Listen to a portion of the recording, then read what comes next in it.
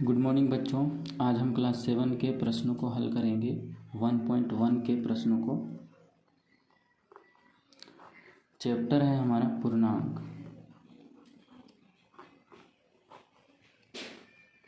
जिसे हम अंग्रेजी में इंटेजर्स के नाम से जानते हैं। ठीक है, चैप्टर शुरू करने से पहले हमको कुछ बेसिक जानना पड़ेगा, जिसमें से सबसे पहला है हमारा प्राकृतिक संख्याएं। प्राकृतिक संख्याएं होती कि आप पिछले कक्षाओं में भी पढ़ चुके हैं कि प्राकृतिक संख्याएं किसे कहते हैं। चलिए एक बार फिर से जान लेते हैं कि प्राकृत संख्या जिसे नेचुरल नंबर के नाम से जानते हैं।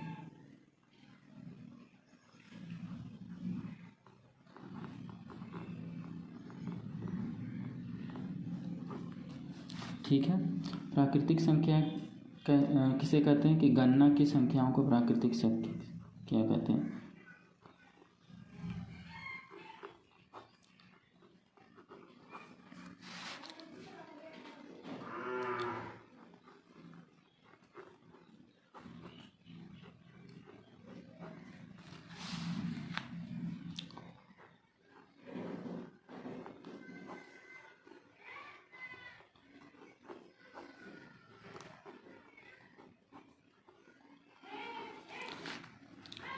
गणना की संख्याओं को प्राकृतिक संख्याएं कहते हैं। जैसे 1, 2, 3, 4, 5 ... आदि। ठीक है, उसके बाद जो दूसरा है वो हमारे पास है पूर्णांक। पूर्णांक भी हमें जानना अति आवश्यक है। पूर्णांक संख्या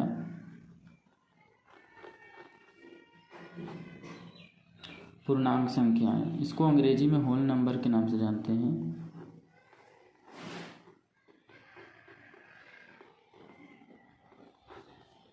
ठीक है, तो होल नंबर कहते किसको है कि प्राकृतिक संख्याओं के समुच्चय में शून्य मिला देने पर वह पूर्ण संख्याओं का समुच्चय बन जाता है।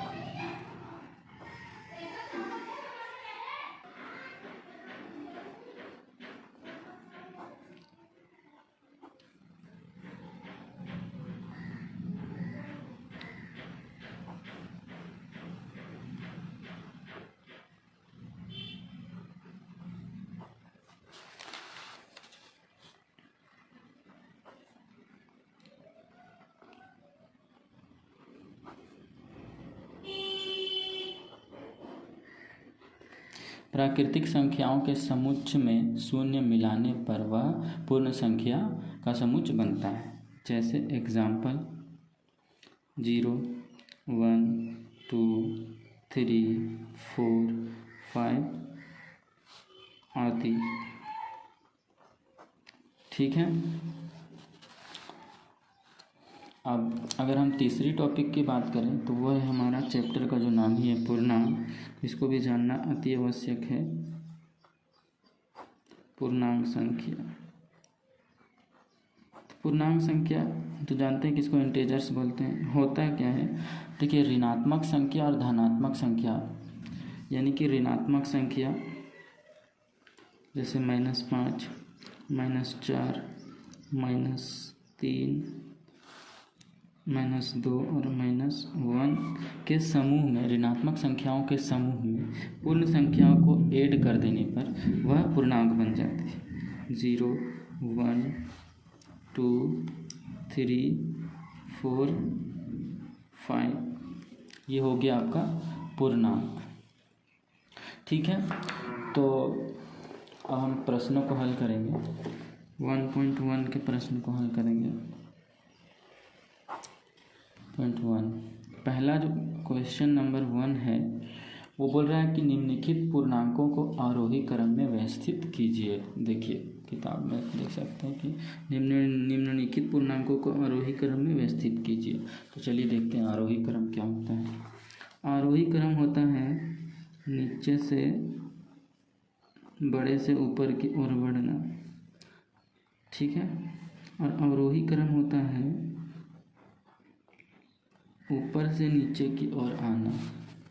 ये हो गया आपका आरोही क्रम।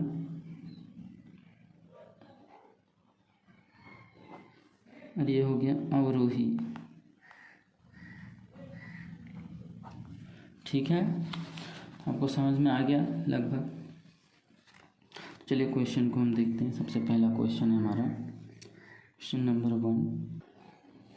तो हमको ये क्वेश्चन को आरोही क्रम में लिखना है। -20, 15, 3, 0, -4 और 5 को। तो सबसे बड़ा जो है, और अगर ये माइनस में है संख्या तो सबसे पहले इसको लिखेंगे क्योंकि ये सबसे छोटी संख्या है। तो -20, फिर क्या है -4, उसके बाद क्या है 0, उसके बाद 3, 5 और सबसे बड़ी संख्या हो जाएगी 15।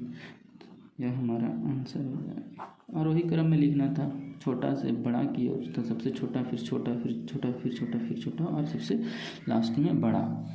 फिर दूसरा क्वेश्चन है हमारे पास, इसी का दूसरा क्वेश्चन। ये पहला क्वेश्चन था।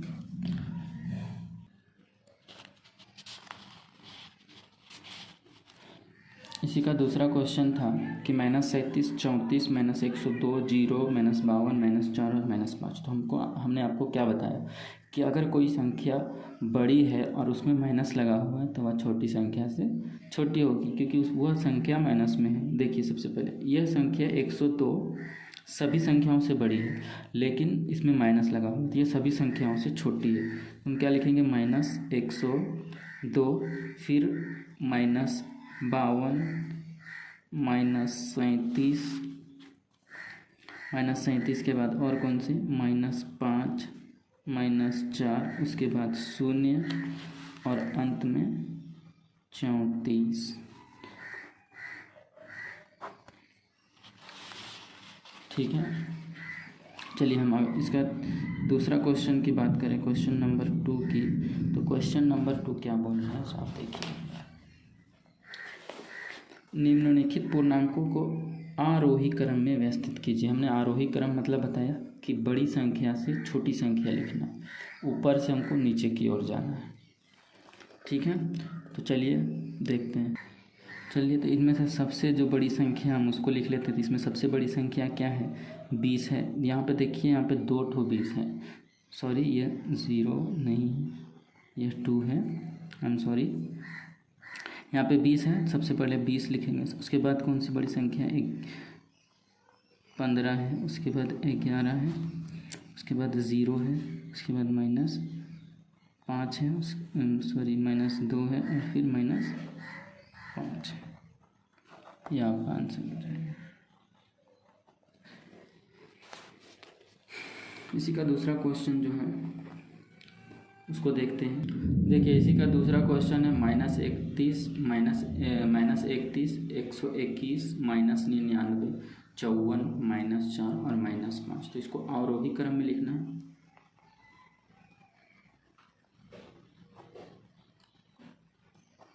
आरोही क्रम बराबर, देखिए सबसे